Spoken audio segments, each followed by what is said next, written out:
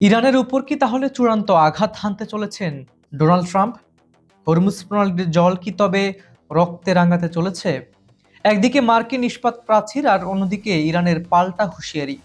মধ্যপ্রাচ্যে কি শুরু হতে যাচ্ছে ইতিহাসের ভয়াবহতম সামরিক সংঘাত? আজকের পুরো ভিডিওতে আমরা তুলে ধরব পারস্য উপসাগরের টালমাটাল পরিস্থিতি এবং সেই পরিস্থিতি থেকে শুরু করে বিশ্ব নেতাদের সর্বশেষ সব চাঞ্চল্যকর আপডেট। চোখ রাখুন শেষ পর্যন্ত।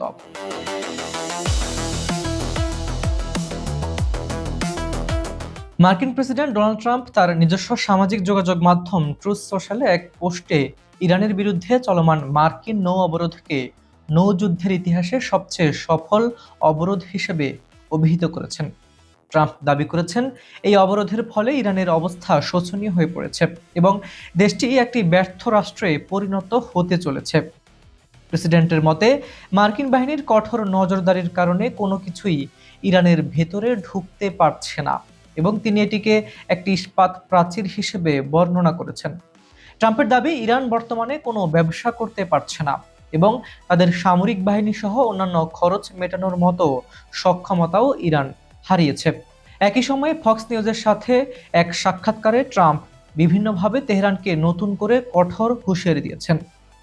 তিনি জানিয়েছেন, ইরান যদি কোনো চুক্তিতে স্বাক্ষর করতে অনিচ্ছুক হয় তবে তিনি দেশটির গুরুত্বপূর্ণ বিদ্যুৎ কেন্দ্র এবং সেতুগুলোকে লক্ষ্য করে নতুন সামরিক হামলার নির্দেশ দেওয়ার খুব কাছাকাছি অবস্থানে পৌঁছে গেছেন। যদিও ট্রাম্পের দাবি অনুযায়ী ইরান অর্থনৈতিক সংকটে রয়েছে, তবুও তিনি নিজেই উল্লেখ করেছেন যে বিপুল পরিমাণ তেল এখনও সেখান থেকে বের হয়ে যাচ্ছে। এমন উত্তপ্ত পরিস্থিতিতে ট্রাম্পের এই মন্তব্য মধ্যপ্রাচ্যে নতুন করে সামরিক সংঘাতের আশঙ্কাকে আরও বাড়িয়ে তুলছে। হরমুজ প্রণালী সামরিক নয়, প্রয়োজন রাজনৈতিক সমাধান।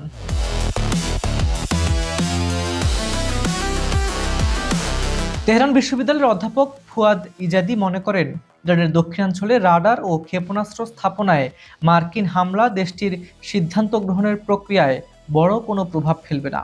তার মতে, ইরান বর্তমানে হরমুজ প্রণালীর পূর্ণ নিয়ন্ত্রণ নিজেদের হাতে রাখতে বদ্ধপরিকর এবং এই কৌশলগত অবস্থানটি বজায় রাখার জন্য তারা যে কোনো মূল্য দিতে প্রস্তুত রয়েছে।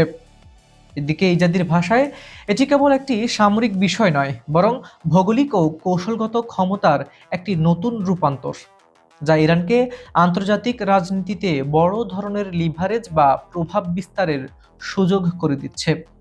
ইজাদি আরও উল্লেখ করেন, দীর্ঘমেয়াদী সংঘাতের ক্ষেত্রে ইরান কেবল পারস্য উপসাগরের নিকটবর্তী স্থাপনার ওপর নির্ভরশীল নয়, বরং তাদের কাছে থাকা দূরপাল্লার ব্যালিস্টিক ক্ষেপণাস্ত্র ও উন্নত ড্রোন প্রযুক্তির মাধ্যমেই তারা প্রণালীটির ওপর নিয়ন্ত্রণ বজায় রাখতে সক্ষম। তার মতে, সামরিক শক্তি প্রয়োগ করে এই সংকটের সমাধান সম্ভব নয়।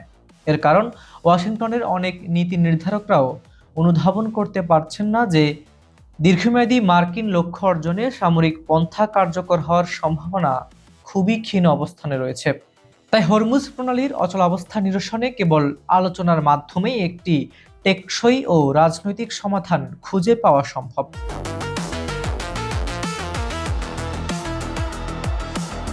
ইরানের প্রেসিডেন্ট মাসুদ পেজেশকিয়ান মন্তব্য করেছেন যে মধ্যপ্রাচ্যে বর্তমান চলমান যুদ্ধ নয়, শান্তিও নয়।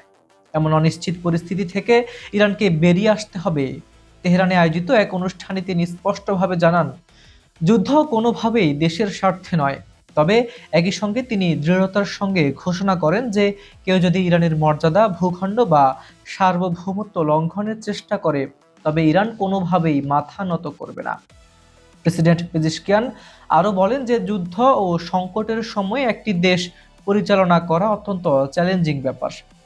তাই বর্তমানে ইরানের সামনে যে প্রতিকূলতা রয়েছে তা মোকাবিলায় সমাজের সকল স্তরে ঐক্য ও পারস্পরিক সহযোগিতার বিকল্প নেই।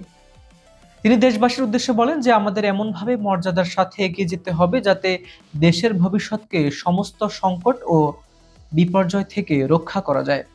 সংঘাত এড়িয়ে জাতির নিরাপত্তা নিশ্চিত করাই বর্তমানে তার সরকারের প্রধান অগ্রাধিকার বলে তিনি ইঙ্গিত দিয়েছেন।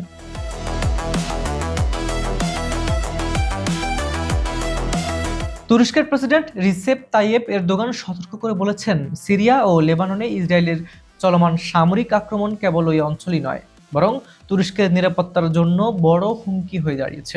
দেশটির পার্লামেন্টে আইন প্রণেতাদের উদ্দেশ্যে দেওয়া ভাষণে তিনি ইসরায়েলি কর্মকাণ্ডকে গুন্ডামি হিসেবে আখ্যায়িত করেন।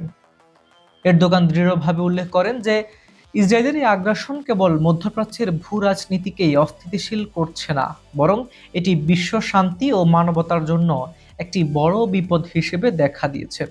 তিনি অবিলম্বে এই ধ্বংসযজ্ঞ থামানোর জন্য আন্তর্জাতিক সম্প্রদায়ের প্রতি কঠোর আহ্বান জানিয়েছেন। এদিকে প্রেসিডেন্ট এরদোগান আরও বলেন যে ইসরায়েলি আগ্রাসন এখনই প্রতিহত করা না হলে এর ভয়াবহ পরিণতির দায়ভার পুরো বিশ্বকে বহন করতে হবে। তিনি ইতিহাসের পুনরাবৃত্তি ঠেকাতে বিশ্ববাসীকে মানবিক ফ্রন্ট হিসেবে ঐক্যবদ্ধ হওয়ার আহ্বান জানিয়েছেন।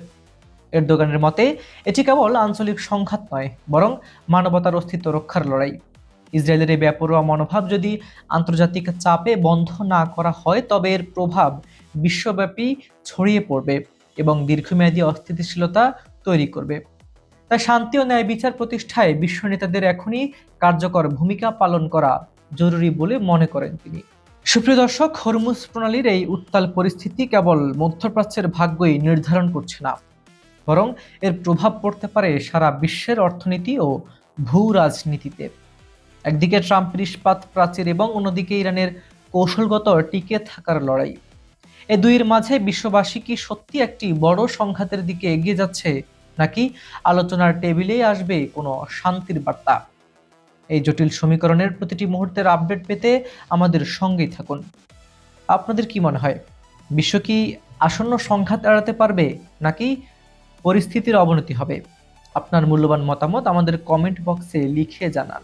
আপনি পৃথিবীর যে প্রান্ত থেকে আমাদের দেখছেন, বাংলাদেশ, ভারত, মধ্যপ্রাচ্য কিংবা ইউরোপ, সবাইকে জানাই আন্তরিক কৃতজ্ঞতা। ভিডিওটি ভালো লাগলে লাইক দিন এবং এমন গুরুত্বপূর্ণ আন্তর্জাতিক খবরের আপডেট সবার আগে পেতে এখনই চ্যানেলটি সাবস্ক্রাইব করুন। আজ এ পর্যন্তই। আমি হাবিবুর রহমান নিশান আজকে এখানে বিদায় নিচ্ছি। দেখা হচ্ছে পরবর্তী নতুন কোনো আপডেট নিয়ে। ততক্ষণ পর্যন্ত সুস্থ থাকুন, ভালো থাকুন। আল্লাহ হাফিজ।